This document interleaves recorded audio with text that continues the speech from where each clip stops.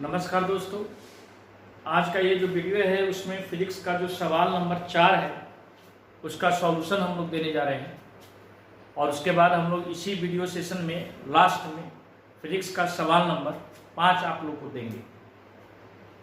सबसे पहले हम लोग समझ लें कि क्वेश्चन था क्या। आप लोगों में से बहुत सारे लोग जो हैं इसका सॉल्यूशन भेजे हैं। समस्या यहाँ पर आई है कि कई लोग हमारे दिए गए क्वेश्चन को बहुत अच्छी तरीके से देखे नहीं और देखे भी तो ओवर कॉन्फिडेंस में चले गए। बहुत सारे लोगों का आंसर सही तो आ रहा था, लेकिन हमारे वीडियो पर बहुत ही बढ़िया से बारीकी से न देख पाने के कारण गलतियां कर बैठे। वैसे सबसे पहले जो सही जवाब और परफेक्ट जवाब आया है वह प्रवीण कुमार का है। विजन का ही लड़का है।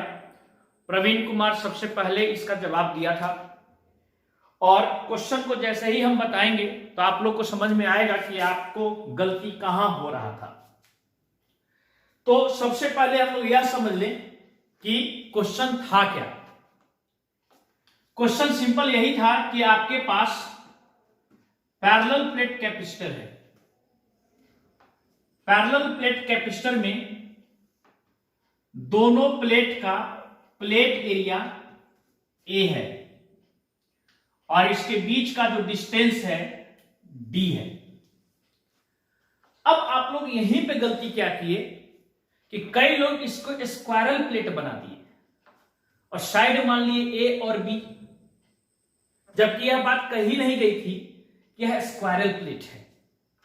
सिर्फ पूरा का पूरा प्लेट एरिया A है और आपको एक टर्म में आंसर निकालने थे। तो थोड़ी देर के लिए हम लोग इसकी लंबाई जो है इसको A मान लेते हैं और इसकी चौड़ाई को B मान लेते हैं। हो सकता है कि रेक्टेंगुलर प्लेट भी हो, स्क्वायरल प्लेट भी हो, बट इतना तो तय हो गया कि कैपिटल A कितने के बराबर हो जाएगा, A गुने B के बराबर हो जाएगा। अब आगे का बात, क्वेश्चन यही था कि यहां से बिल्कुल तिरछा दो पार्ट में डाई इलेक्ट्रिक कांस्टेंट बटा हुआ था। इसमें से एक का डाई इलेक्ट्रिक कांस्टेंट K1 और एक का डाई इलेक्ट्रिक कांस्टेंट K2 है और अब इसका इफेक्टिव कैपेसिटी हम लोग को निकालना है। अब हम लोग यही समझेंगे कि इसको अब हम निकालें कैसे। क्वेश्चन यही था। अब एक बात ध्यान रखिए कि यहां पर इसकी जो चौड़ाई है वह धीरे धीरे इंक्रीज कर रही है। इसका मतलब कि हम डायरेक्ट इसका फॉर्मूला इस्तेमाल नहीं कर सकते। तो इसका बनाने का तरीका समझिए। यहां से हम x दूरी पर एक छोटा सा पार्ट कंसीडर करेंगे और वह कंसीडर करेंगे dx चौड़ाई का। और एग्जैक्टली समझिए इसी के लेवल में यदि हम हाइट अगर ऊपर की ओर लेके चले जाएं, इस हिसाब से यहां भी उसके सामने यह प्लेट दिखाई देगा और इसकी भी चौड़ाई कितनी होगी, dx। तो कुल मिलाकर के हम सिर्फ एक सेक्शन बांट लिए। इसमें जो डाई इलेक्ट्रिक कांस्टेंट बंटने का जो काम हुआ है वो यहां पर हुआ है। ओवरऑल आपको समझना क्या है कि यहां से लेकर यहां तक एक अलग कैपेसिटर है और यहां से लेकर यहां तक अलग कैपेसिटर है। इसको मान लीजिए DC1 और इसको मान लीजिए DC2। अब यह दोनों यदि इसके हिसाब से देखें तो यह DC1 और यह DC2 एक दूसरे के सीरीज कॉम्बिनेशन में आ जाएंगे। और जहां तक बात इसकी लंबाई का है यानी कि प्लेट के डिस्टेंस का है, तो यहां से इसकी जो दूरी होगी, अगर हम एंगल यहां थीटा मान ले तो यहां पर फॉर्मूला बन जाएगा x tan थीटा। और यह कितना बच गया, तो पूरा का पूरा डिस्टेंस d था, तो इसकी जो दूरी बनेगी d minus x tan theta. ध्यान दीजिएगा यह x tan थीटा कैसे हो, इसको y मान लो तो y बाई x और y बाई एक्स को हम लोग tan थीटा कह सकते हैं। अब यही ध्यान देना है कि इसकी चौड़ाई x tan थीटा और इसकी चौड़ाई d minus x tan theta होगा, तो इस tan थीटा का शेप और भी बदल सकते हैं। इस बड़े वाले ट्रायंगल में देखो और छोटे वाले ट्रायंगल में देखो तो यह सिमिलर है।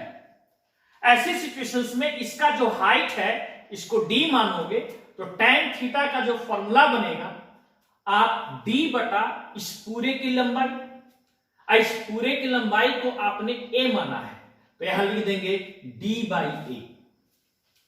यानी कि इस फॉर्मूला में थोड़ा सा मॉडिफिकेशन करेंगे और x tan थीटा जो आप देख रहे हैं इसकी चौड़ाई, इसको हम लोग क्या लिख सकते हैं, x गुने d बाई ए, और इसकी चौड़ाई क्या लिख सकते हैं, d माइनस एक्स गुने d बाई ए, और इसमें d कॉमन भी कर सकते हो, तो d कॉमन कर लोगे तो क्या आ जाएगा, देखते जाना बाबू अच्छी तरीके से, 1 माइनस एक्स बाई ए। तो ये हो गया आपका x d बाई ए और ये हो गया d कॉमन करके 1 माइनस एक्स बाई ए। अब हम लोग सबसे पहले DC1 निकालेंगे। DC1 के लिए हम यहां पर देख रहे हैं कि DC1 कितना होगा, तो पैरेलल प्लेट कैपेसिटर में फॉर्मूला होता है एप्सिलॉन नॉट, डाइलेक्ट्रिक कांस्टेंट को हम यहां K1 लिख लेंगे और एरिया के जगह पर क्या होगा, तो इस एरिया में जरा गौर करो कि लंबाई के जगह पर देखिए, ये लंबाई की जगह पर b काम करेगा और चौड़ाई की जगह पर dx काम करेगा, तो हो जाएगा b इंटू dx। आप लोग कुछ भी मान करके बना सकते हैं, ऐसा नहीं है कि हम जो a b मान लिए तो आप कुछ भी x y मान करके बना सकते हैं, p q मान करके बना सकते हैं। बाई डिस्टेंस के स्थान पर यहां क्या लिखा है, तो ये डिस्टेंस देखिए यहां पे आ रहा है और यहां पर d यदि कॉमन कर लें तो 1 माइनस एक्स बाई ए। अब हम लोग DC2 निकालेंगे। DC2 कितना आता है, तो DC2 का मतलब ये हो गया, इसका फॉर्मूला यदि बैठाओगे तो एप्सिलॉन नॉट और डाइलेक्ट्रिक कांस्टेंट इसमें K2 माने हैं और चौड़ाई अगर एरिया का हिसाब से देख लिया जाए तो b इंटू dx, और नीचे क्या आ जाएगा, तो नीचे देखो यह फॉर्मूला आ रहा है d गुने x बाई ए। अब यही खेल है कि अब इस दोनों के दोनों जो DC1 और DC2 जो देख रहे थे ये सीरीज कॉम्बिनेशन में है, तो सीरीज कॉम्बिनेशन में फॉर्मूला क्या हो जाएगा, तो DC effective is equal to 1 by DC1 1 by DC2, और यही फॉर्मूला हम लोग यूज करके इसका सिंप्लीफिकेशन करेंगे। सिंप्लीफिकेशन में जरा गौर करो, 1 बाई DC इफेक्टिव बराबर क्या आ जाएगा, तो 1 बाई DC1। DC1 यदि देखते हो तो epsilon not K1 b dx, यह टर्म ऊपर चल जाएगा तो ऊपर आ जाएगा d 1 minus x by A,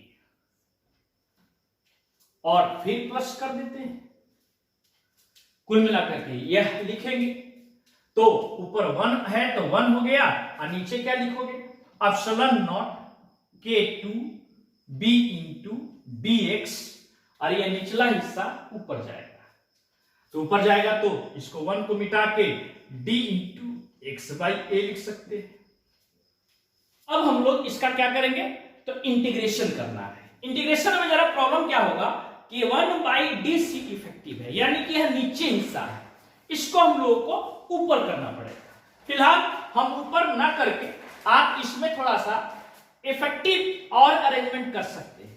1 by DC E effective is equal to, देखो यहां पर एलसीएम क्या लिया है, एलसीएम में जरा गौर करो कि एप्सिलॉन नॉट दोनों में है,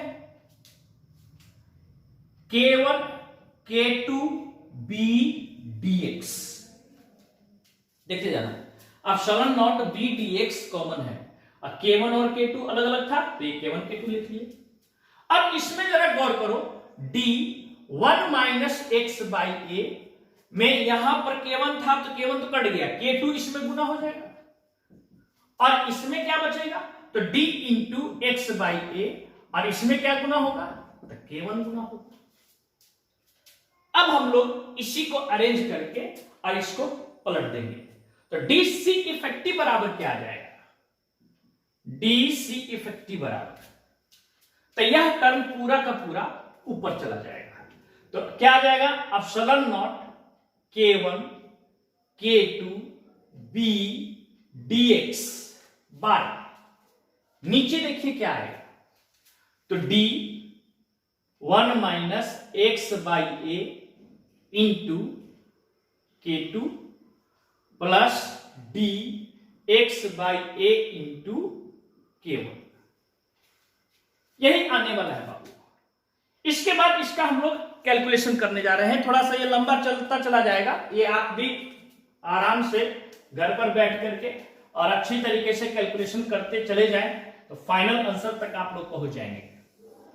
लंबा प्रोसेस है, बट एक चीज तो है कि यह लॉन्ग टाइप का क्वेश्चन था, आपको तो इसको बनाना ही पड़ेगा, 100 रुपया का इनाम आप लोग को यूं थोड़े मिलेगा।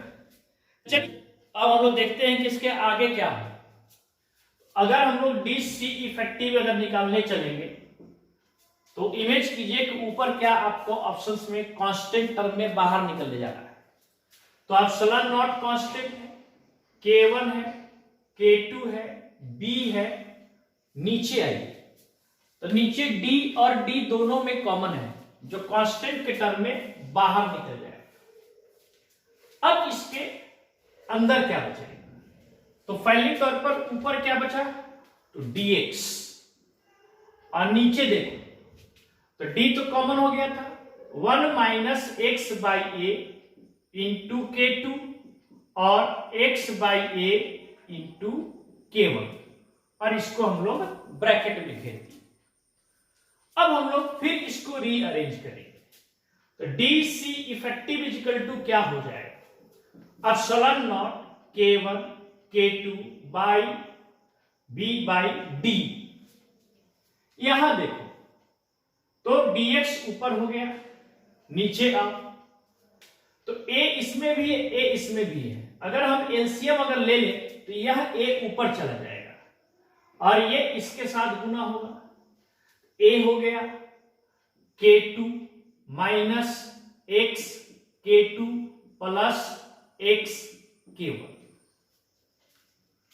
अब यह a यहां पे आ गया, तो a और b यदि गुना होता है तो उसके स्थान पर आप कैपिटल A लिख सकते हैं, तो यहां पर फॉर्मूला क्या बन जाएगा, एप्सिलॉन नॉट K1 K2, और यहां अगर हम यहां कर दें तो यह कैपिटल A लिखा जाएगा और नीचे आ जाएगा D, और इसमें क्या बच जाएगा, तो dx ऊपर हो गया, नीचे आओ तो K2 आपका कॉमन, A आपका यहां था, माइनस x कॉमन करो तो यहां पर माइनस अगर कॉमन करते हैं तो K2 आ जाएगा और माइनस K1 आ जाएगा।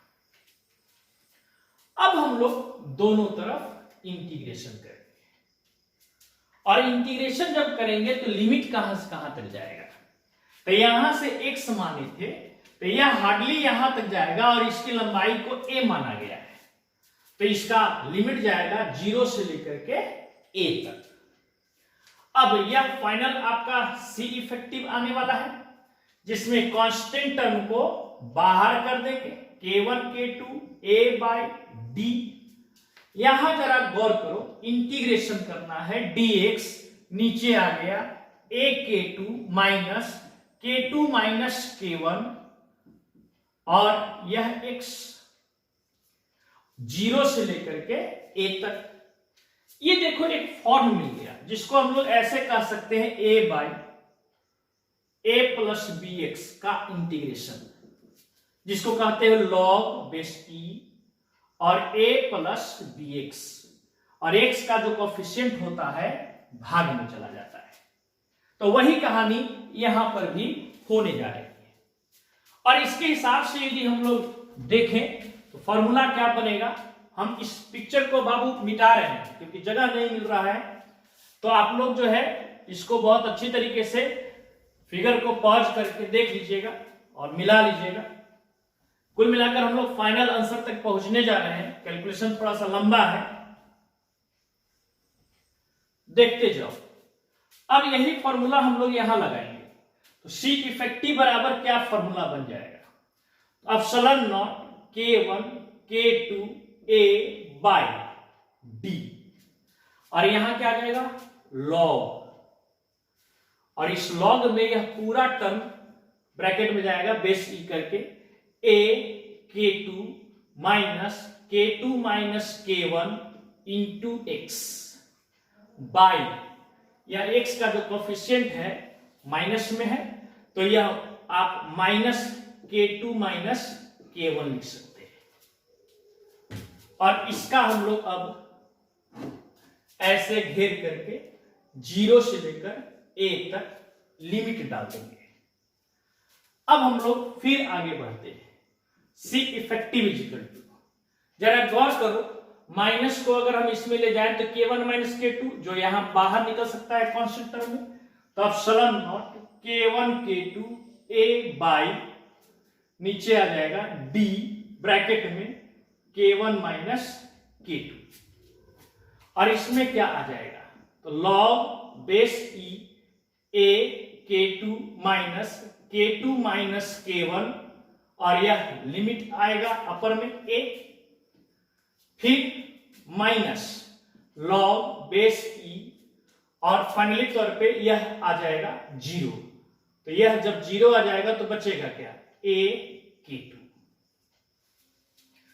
अब यहां पर a K2 और माइनस a K2 कट जाएगा और माइनस माइनस प्लस बचेगा, तो यह a K1 बच गया और इसमें a K2 बच गया। तो सी इफेक्टिव बराबर क्या फाइनल फॉर्मूला मिलेगा, epsilon not K1 K2 A by D K1 minus K2 log, देखिए लॉग यहां पर कह सकते हैं m माइनस लॉग n का फॉर्मूला है, तो ऊपर और नीचे भाग कर जाइए। भाग जब कीजिएगा तो ऊपर तो a K2 कट गया, और यह माइनस माइनस प्लस तो a K1 ऊपर बच गया और नीचे a K2 बच गया, a से a कट जाएगा। तो फाइनल रिलेशन आपका मिल गया, C effective is equal to epsilon not K1 K2 A by D K1 minus K2 log base E K1 by K2। यह है आपका फाइनल रिलेशन। आप इसको अपने जो सॉल्यूशन दिया था उससे आप मिला सकते हैं। इसको आप नोट कर लीजिए। इसके बाद हम आप लोगों को अगला जो फिजिक्स का सवाल है वो हम आपको देंगे। अब आप लोग इसका सॉल्यूशन लिख लिए होंगे। अब बहुत ही बेहतर सवाल है जो अगला फिजिक्स के सवाल के रूप में आपके पास जा रहा है। कुल मिलाकर हम समझते हैं कि यह 5वां क्वेश्चन आपके पास जाएगा, और यह क्वेश्चन जो है इलेक्ट्रोस्टैट्स से यह क्वेश्चन दिया जा रहा है। बहुत अच्छा क्वेश्चन है, आप लोग इस पे दिमाग लगाइएगा और सबसे पहले क्वेश्चन को भेजने की कोशिश कीजिएगा, या तो टेलीग्राम पर या व्हाट्सएप पर। एक बात और कि यह क्वेश्चन एक तरीके से कंपटीशन के रूप में है। आप लोग क्वेश्चन भेजते हैं और तुरंत पूछते हैं कि सही है कि गलत है। जब हम यही बता देंगे तो फिर बात रह कहां जाएगी, सही और गलत की, तब तो वह हमारे हिंट्स की तरफ से हो जाएगा कि हिंट्स दे दिया गया। तो हम आप लोगों को फाइनल बताएंगे नहीं, फाइनल रिजल्ट आप लोग को बताएंगे, उसके बाद तो सॉल्यूशन तो दे ही देते हैं। क्वेश्चन समझिएगा। क्वेश्चन यह है कि यह आपका एक्स एक्सिस है और यह वाई एक्सिस है। एक्स और वाई एक्सिस एक प्लेन है और इस प्लेन में 2 पॉइंट चार्ज है, ध्यान रखिएगा। और यह कहां पे रखा हुआ है, तो एक रखा हुआ है -3 मीटर और 0, और यहां +3 मीटर और 0। ध्यान रखिएगा। एक तरीके से कहिए कि यह -3 और +3 कोऑर्डिनेट के फॉर्म में है और मीटर इसका यूनिट हो गया। और इस पर चार्ज कितना रखा हुआ है, तो इस पर रखा हुआ है -2q और इस पर रखा हुआ है +q। अब आप लोगों को यह बताना है locus in XY plane at which potential will be 0। कुल मिलाकर के वह लोकस बताना है जिस लोकस पर XY प्लेन में, XY ही प्लेन में यह रखा हुआ है, XY ही प्लेन में एक लोकस है और उस लोकस का इक्वेशन आपको बताना है, इक्वेशन ऑफ लोकस। इनफैक्ट मैं आपको हिंट्स कर दूं कि यह दरअसल एक सर्किल का लोकस लेगा और आपको बताना है पहला इक्वेशन ऑफ लोकस यानी कि इक्वेशन ऑफ सर्किल। इसमें दूसरा बताना है कि उसका रेडियस क्या होगा और तीसरा बताना है कि लोकेशन ऑफ सेंटर, इसका सेंटर का लोकेशन क्या होगा। लोकेशन मतलब कि कोऑर्डिनेट जो आपका ज्योमेट्री के फॉर्म में है उसको आपको बताना है। कुल मिलाकर के एक बार फिर हम प्रश्न आपको बता दे रहे हैं। एक्स एक्सिस है और वाई एक्सिस है, एक तरीके से कहिए कि यह XY प्लेन है, इस बोर्ड को XY प्लेन समझिए। -3 मीटर पर -2q और +3 मीटर पर +q रखा हुआ है। आपको बताना है कि XY प्लेन में एक ऐसा लोकस है जहां के सारे बिंदुओं पर पोटेंशियल 0 है और हिंट्स कर देते हैं कि वह लोकस सर्किल के सेट में है। वह सर्किल का सेट में है तो उसका इक्वेशन क्या होगा, दूसरा उसका रेडियस क्या होगा और तीसरा कि उसका लोकेशन क्या होगा। लोकेशन किसका, तो सर्किल के सेंटर का। यह है आपका सवाल नंबर 5 और बहुत इजी है, थोड़ा सा आप लॉजिक लगाइएगा तो यह इजी में बनेगा। चलिए मैं बहुत बहुत आप लोग को धन्यवाद दे रहा हूं कि आप लोग इसमें इंटरेस्ट ले रहे हैं और बहुत अच्छी तरीके से और सीरियस होकर के इसका सॉल्यूशन भेज रहे हैं। आई होप सो कि आप लोग में से सबसे पहला जो होगा सवाल का जो जवाब देने वाला वो बहुत ही अलर्ट होगा और बहुत अच्छी तरीके से समझ बूझ करके यह जवाब देगा। धन्यवाद।